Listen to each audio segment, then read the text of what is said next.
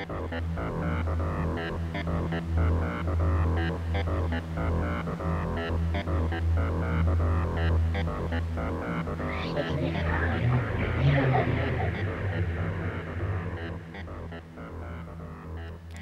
vam večer, cijenjeni gledatelji i gledateljice. Dobrodošli u emisiju.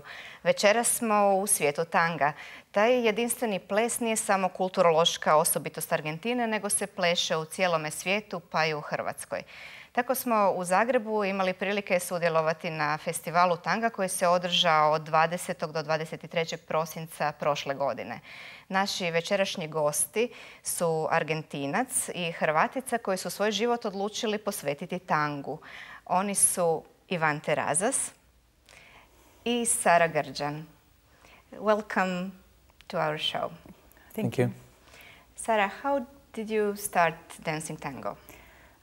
Actually, I started dancing tango socially in the beginning. A good friend of mine from university, her father was a tango dancer, and he brought her, and then she brought me, and that's how the whole love affair with tango began for me. How about you, Ivan? Well, I come from a family of dancers. My parents are dancers. My father is an Argentine folklore dancer, and my mother is a ballet dancer. So it's kind of on the family, so then it wasn't that I would have to dance, but it was there. So then since I'm 12 years old, I've been dancing different things. And lately I took tango, and that's actually how we met. And since I was in Argentina for a long time, until the age of 17, I decided to move to the US, to New York, to start doing different dances. And I started doing tap, jazz, a little bit of ballet that I did before because of my mother, a little bit of salsa, and then later on, because the tango community, there were many Argentinians, it was easier for me to get involved with tango again, because it was a way to get closer to my country, my family in a way. So you met in New York. I mean, where else can a Croatian girl and an Argentine guy meet happily? Yes. It's New York. How tango become your profession then? Well, like I mentioned earlier, because of my family, they're dancers. It was one of the first thing that it came to me in a way. But what is interesting in Argentina is that either you become a soccer player, a tango dancer, or you work with your family business. In my case, my family business is dancing, so then out of all the options, that was the first. The choice was narrow. Yes. Okay. Yeah. What makes tango so special? Different from other dances. Sara? First of all, it's very different because it's completely improvised. And it's hard to explain that to people, what that exactly means. It means that literally the follower, and this would be me in this case, doesn't know the sequence of movements. So once one step is executed, you can really go in any direction at any velocity. It's improvised not only in the sense of sequence of steps, but also in musical sense. For example, in salsa, you break back with your right leg if you're a follower at a certain beat. In different types of salsa, it's at a different beat. But in tango, you can really move to any part of the music. You can move to the rhythm, you can move to the melody, you can move to things that are combined. So that's very, very, very different. It makes it, as a job for the leader, much more difficult than pretty much any other social dance that there is. We can say that there are no set patterns, there are no steps that you have to follow. There are some ideas of like the basic steps and different things that a long time ago tango people used to use as elements, but lately now in these times we can even think about tango on terms of almost energy and direction more than anything. So there are no particular steps that you have to respect. It's just different directions and the energy that you want to apply. And musically, the speed of tango is very wide-ranged. For example, in competition dances, like in ballroom, you know that a rumba will be between, has a certain window of speed. And so you make a choreography and you can dance the rumba, whatever steps you put to that music, and it's always going to fit. In tango, that's not the case. We have very, very slow tangos, and we have very, very, very fast music. And so you have to be extremely aware of the music. You really have to pay attention not just to your partner, but also what musically is going on. How is it possible if it's improvising and interpreting the music for couples to move? A lot of practice. It kind of brings us to the question of what makes the woman move, and it's not that the man moves her, so she's not like a piece of furniture. You know, sometimes that's the impression, like you just stand there and the guy kind of pushes you around, and that's really not what it is. There's an interaction of energy, and there's the leader is basically responsible for affecting the axis of the follower. So where she stands, in her center is her axis, and her axis has edges. And when he affects her beyond that edge, she takes a step in the direction which he indicates. But it's a very active role for the follower, because she has to mimic the energy level and the direction that the leader is giving. So, from the side of the leader, yeah, sure. We can say like Sara mentioned earlier, it's a pretty tough job, at least mostly in the beginning, because there's a lot of things that we have to be aware of. Besides my own body, I have to be aware of her body, where her legs are, and then on the direction that I'm going to take, on the floor craft, so how we're going to go on in line of dance, decide which movement I wanted to use, pay attention to the music. It's a lot of things that as a leader we have to and make sure that she's attention. actually completed or executed the movement that he's intended. Because it could be that she doesn't do exactly what he wants, and so he can't keep going with his intention. He has to follow almost as much as he leads. So in a way, I would say a good leader is also a good follower.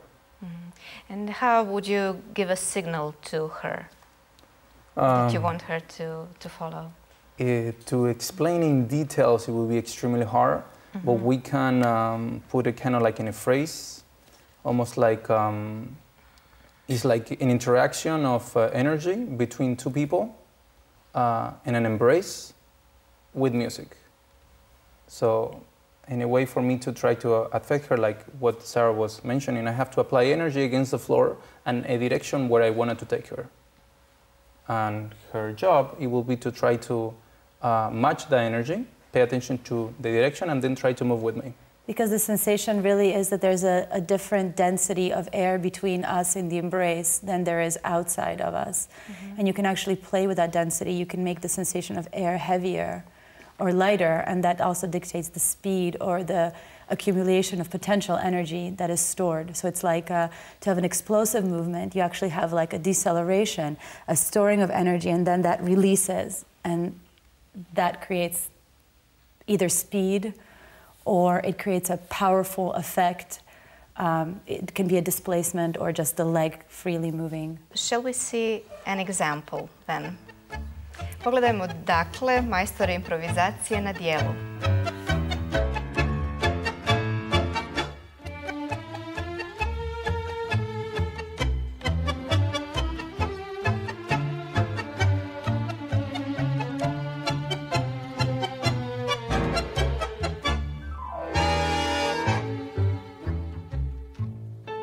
Vuelvo de tierras muy lejanas donde ayer fuera a buscar olvido a mi dolor, consuelo a mi alma que sufrió al querer en los engaños y promesas del amor, rumbo al olvido que es un bálsamo al sufrir.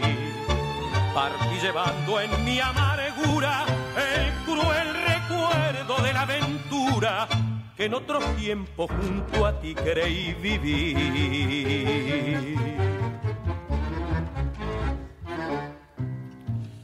Fui esclavo de tu corazón, a tus caprichos cedí y me pagaste con con traición hoy. Curada mi alma de su herida, pienso que nunca he de volver a mendigar tu querer, porque allá donde fui mis pesares a olvidar, del amor conocí la delicia hasta embriagar, y el placer que sentí mi dolor llegó a curar. Mi pasión solo dio los sentidos para dar, pero mi alma dejó su pureza conservar, y así pronto llegó su tristeza a olvidar.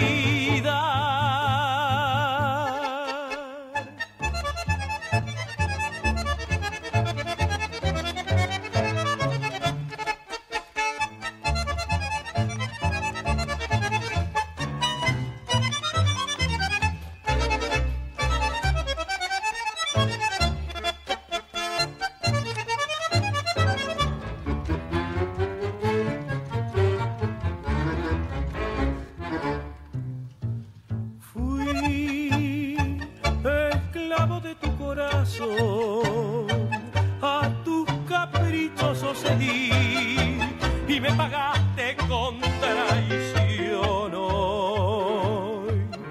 Curada mi alma de su herida, pienso que nunca he de volver a mendigar tu querer. Pienso que nunca he de volver a mendigar tu querer.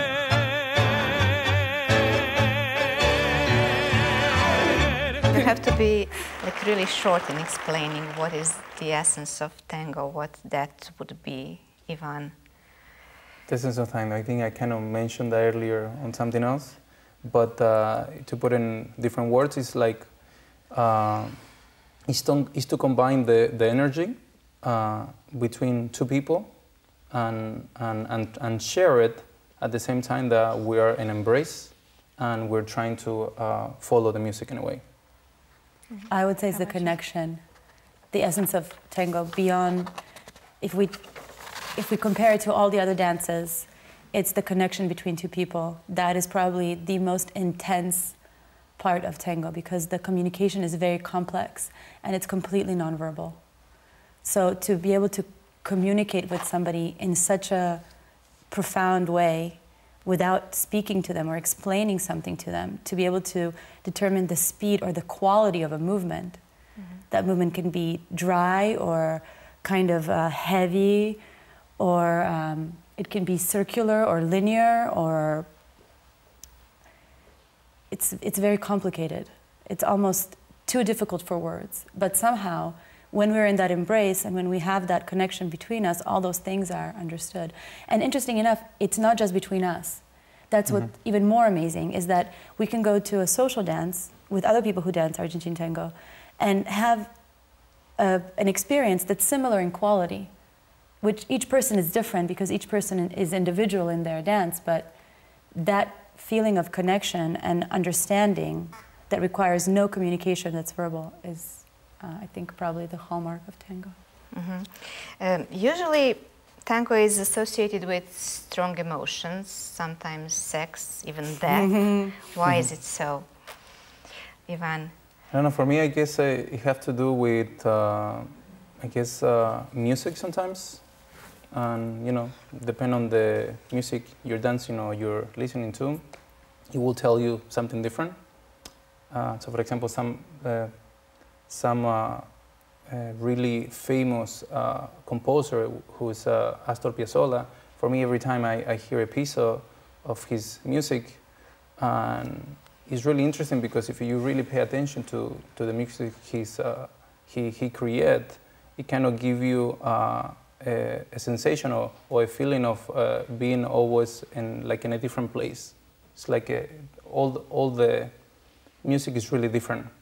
For example, there is a really famous song, Squalo.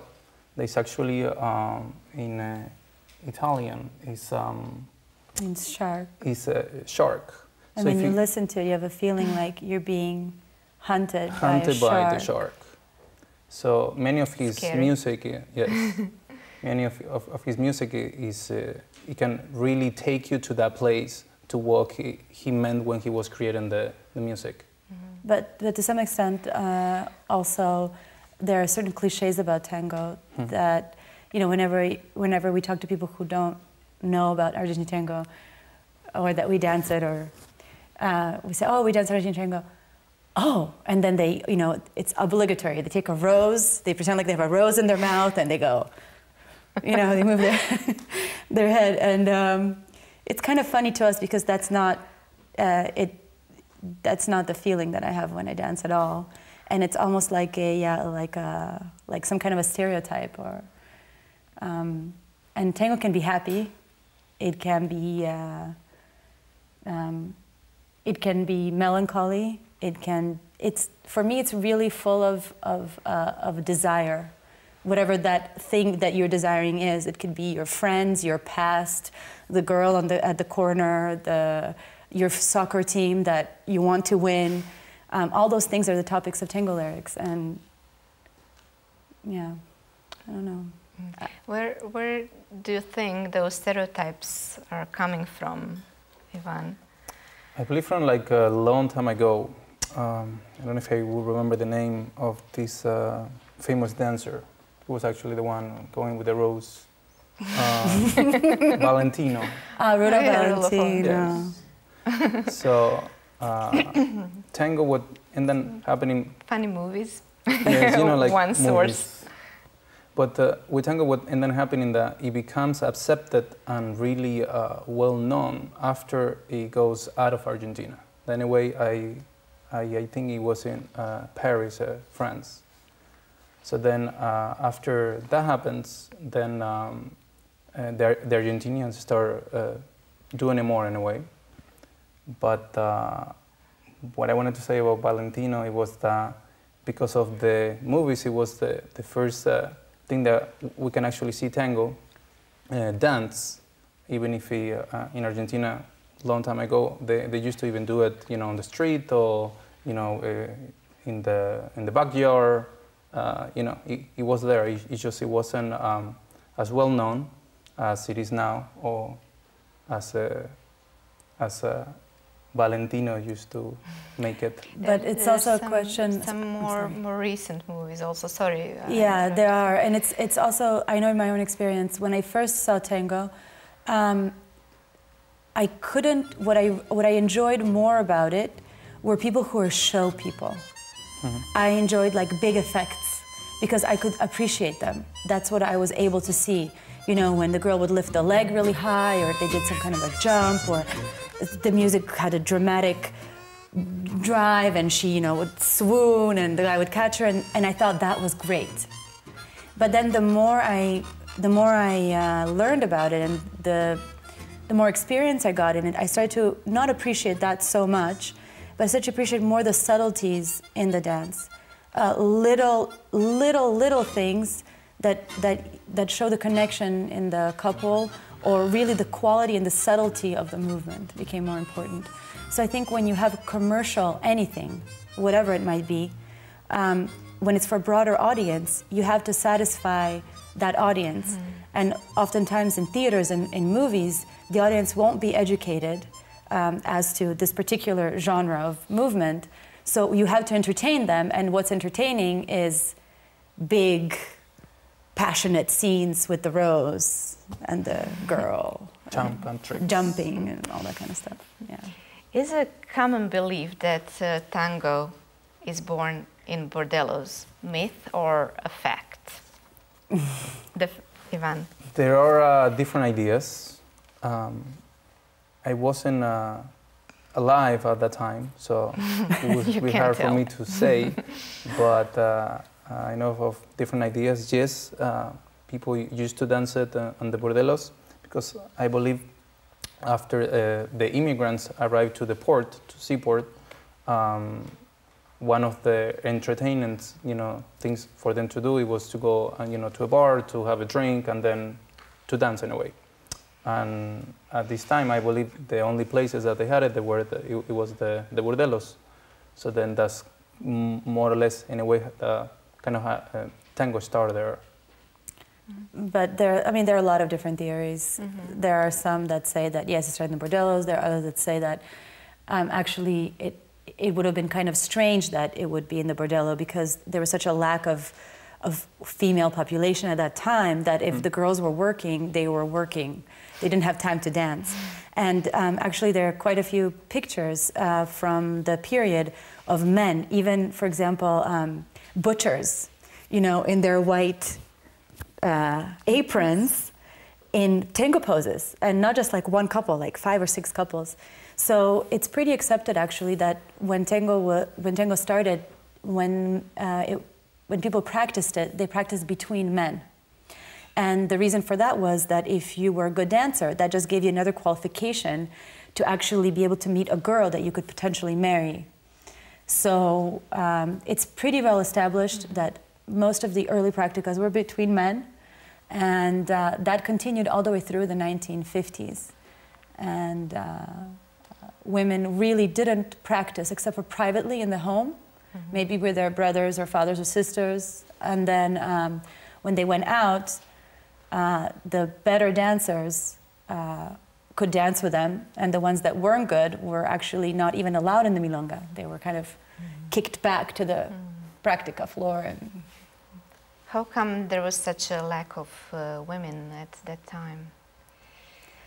It's just a question of history. Argentina underwent a huge economic boom at the turn in the 1920s, after the British, I think it was like 1915 or something like that, came and developed their rail system, and then all of a sudden all these resources that were in the interior that was pretty much completely, you know, that wasn't populated, were now available. So the government put out a call for immigrants, and because most people thought the man of the family will go, and or the sons will go and just make some money, they didn't bring their families with them. So most of the immigration at the time was just men looking to make a lot of money in a short time and then go home, except that they never did at the end. How tango, in the beginning, the amusement of poor, became acceptable to middle classes in Argentina in the 40s and 50s, the golden age of tango? Because it was something considered to be lower class or lower class dance, it really took for tango to be not just accepted by dance by the upper classes abroad, for it to be accepted in Argentina, and that's like a cycle that keeps happening, actually. So after tango was exported to Europe and became the hit of Europe in the 1920s, when it came back with the wealthy Argentinian sons who went off to finishing school in Europe, when they came back and said, look, it's all the rage in Paris now to dance tango, I think it should be fine for us to do it here. Then it really became popular, and most of the really great orchestras that we appreciate even today, they played from in the 30s and in the 40s to the early 50s. So when you say golden age of tango, exactly that's what it was. Most of the music we listen to now was composed and played then. Yeah. Ivan, what happened with tango with a military coup in 1955? It was a big repression in a way. The people were not allowed to get together in a way in places, and because tango, it was a social dance, and it was you know, a gathering of different people. It was hard to actually let tango still happen in a way. So in a way, for a long time, we can say that tango, it died in a way. I don't remember until what age they was reborn in a way, with a really big show that is called Tango Argentino.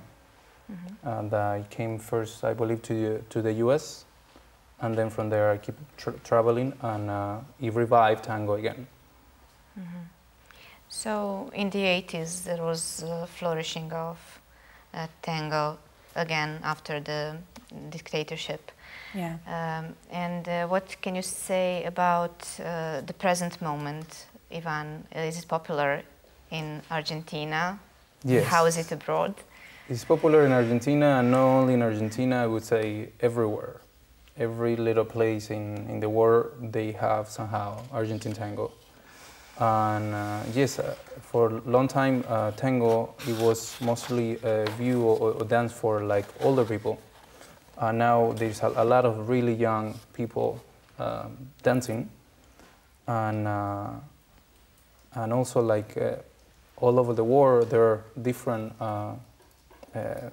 people dancing it. They don't have to be Argentinians to still appreciate our culture in a way, our dance. And even funnier it would be that we came to Croatia in a trip. Must be 2 years ago, something like that, if no longer. And we were somehow in some middle of an island in nowhere, like really, really, really far. And we arrived, and then I hear tango. And we're like, are you listening to and it was Bahia Blanca, one of the most one famous of the most famous songs from Bizarrely. And it was really impressive for me because we were on the middle of an island in a country like really, really far from my country and my culture, and it was pretty unexpected. It was a milonga. So and then it was actually a milonga, a social dance that was happening at that time. And of course, we took our shoes and we started dancing a little bit. Rekli smo već da se tango danas pleše u cijelome svijetu. Možemo govoriti o svojevrsnom tango turizmu. Naime, plesači tanga spremni su zbog jedne plesne večeri, takozvane milonge, preći s jednog kraja svijeta na drugi.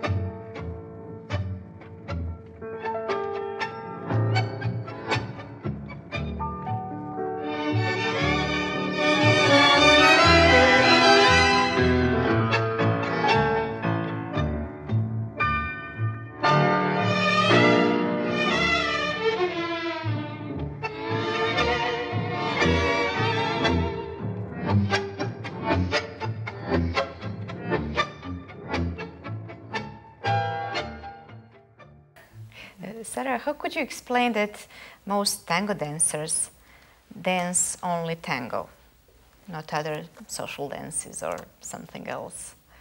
I think it's tango is kind of very for particular people.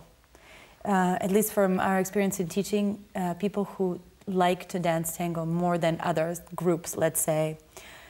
We have like a lot of doctors, lawyers, engineers, IT people, people who work in like mathematical or musical fields, people who are very like A types, you know, who are kind of like more aggressive in their work lives.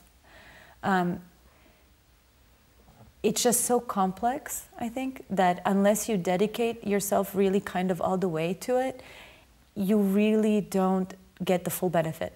So for a leader to be proficient, it takes about a year. To get really very good, it takes about 3 to 5 years, depending on how much you practice and so on. So And also the sensation that you have in tango from the connection, from the embrace, from the challenge of it, surpasses pretty much every other dance, at least that I've ever done.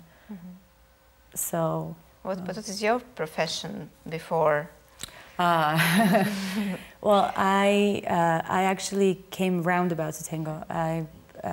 The time that Ivan and I met, I was dancing socially already for some years. And I was at law school at Columbia University. And while... Very prestigious university. And while I was at law school, we started working together. So we were working while I was at school.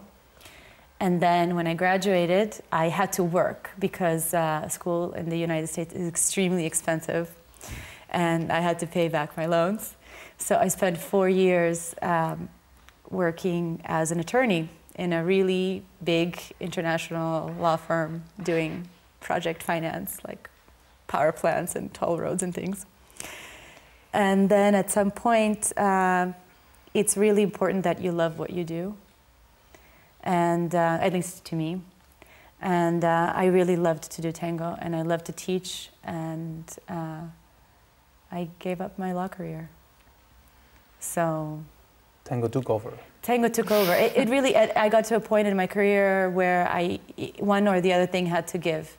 It was not possible to wake up at 7 and rehearse and go to work and go to midday and rehearse and go out and teach and not sleep.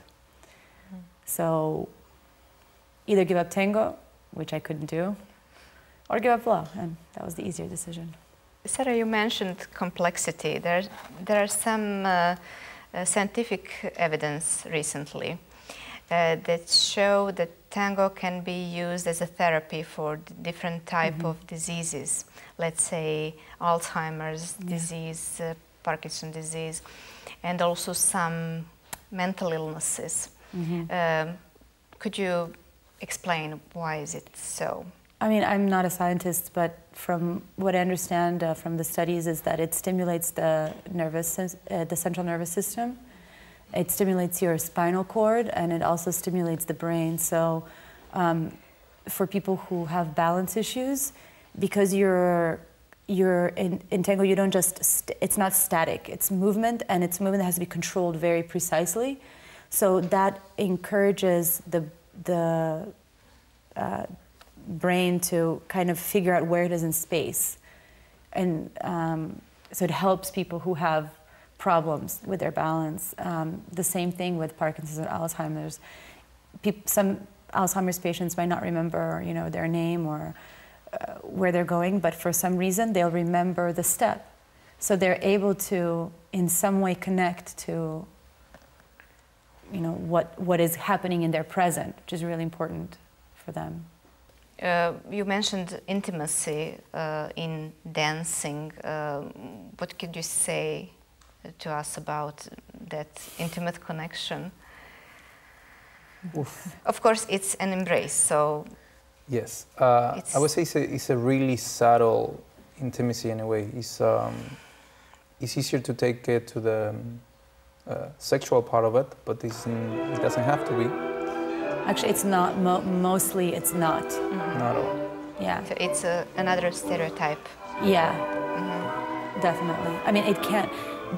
It's definitely true that the reason why men would go dancing or go to the milongas was to meet women. So there is that kind of ritual about meeting and charming and conquering. There is that part of it. But I think the intimacy part is more on a level of that you really have to feel the other person, and we don't feel we don't feel each other very much. We have, at least we have clothes, we have this society where we have a certain distance between us, and you can't dance that way, because if I just have my hand like this on him, it's like he's a piece of furniture. I could have my hand here, but I can't tell what's going on, the preparation in his body to move, I can't tell. So in a way, my connection to him has to feel his body and what's happening there. And just that action of paying attention, giving attention to somebody else, concentrating on them, creates a sort of energetic vibration between two people. And I would say that's what creates that 3-minute intimacy, that when the song ends, you stop and, you know, it's a 3-minute relationship. So, Ivan, if you would go to dance with different partners in a milonga, what happens with that intimacy then? For some people it's difficult to understand. Yes, it is hard because I believe it's also a cultural thing. For example, in different countries, people, they shake hands right away. In my country, we kiss. So then the intimacy, in a way, is already easier. We're already used to be close to each other in a way. So regardless who you're dancing, you still have the 3 minutes, like Sara mentioned, of intimacy with each other. But again, like we mentioned earlier, it doesn't have to be a sexual thing. Even if a man have to ask a woman to dance, and just, I don't know, it's you still have it, and the better the connection, meaning that the better you can maintain your technique, the easier is to maintain the connection, the easier is to maintain the intimacy happening. Do you dance traditional tango? Or yes, we can say we for a long time we've been always searching for the roots of tango in a way. There are different styles of tango lately, and let's say we can say that is the traditional, you know, style. Then there are stage tango, and then lately tango nuevo, which is a lot more modern. And for a long time, for us, we tried different things until we realized the essence, the connection, the interaction of the, you know, with your partner, the communication. It was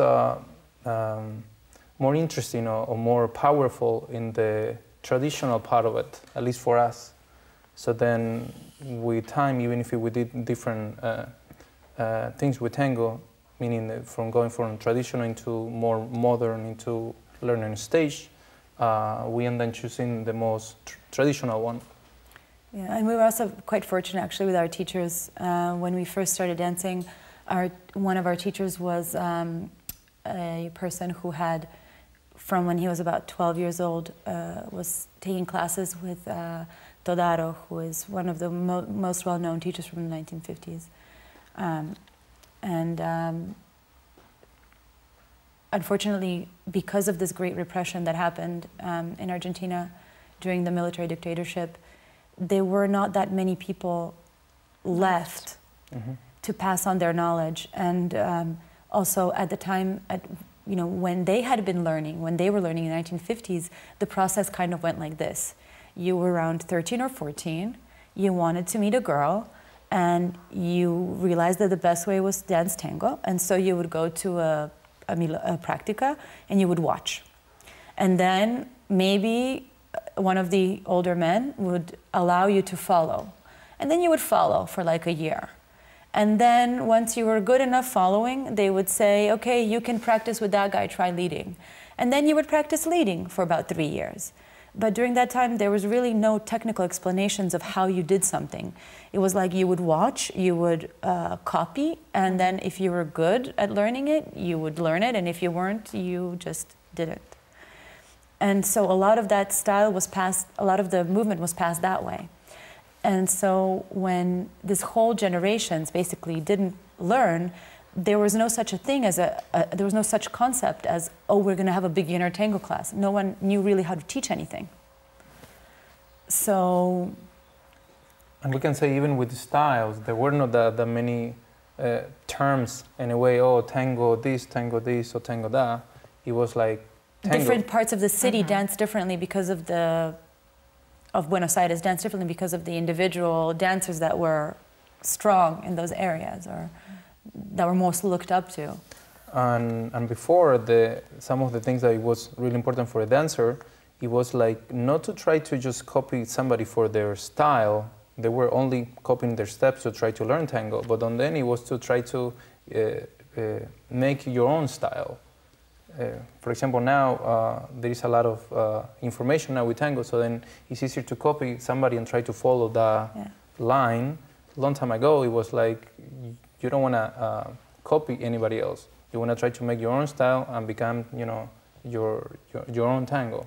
Yeah, but anyway, I digress. To come back to the point. So when we started learning with somebody who actually had contact with a teacher from the 1950s, and that was a huge, huge deal, because the kind of information that was passed down to us was really great.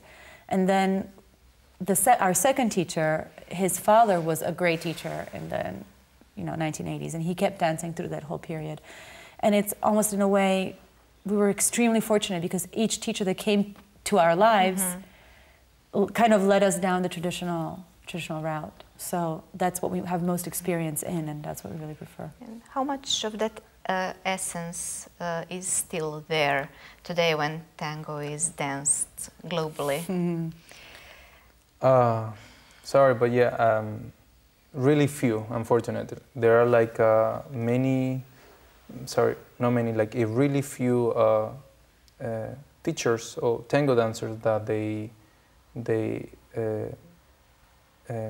have the opportunity at that time to study with all these really famous teachers that they don't exist anymore. And unfortunately, many of them they still don't pass that information into the new generation of dancers. So there is a few, thank God, but I would say not enough. But it's also a cultural issue, I think, to a great extent, because we didn't learn tango in Argentina.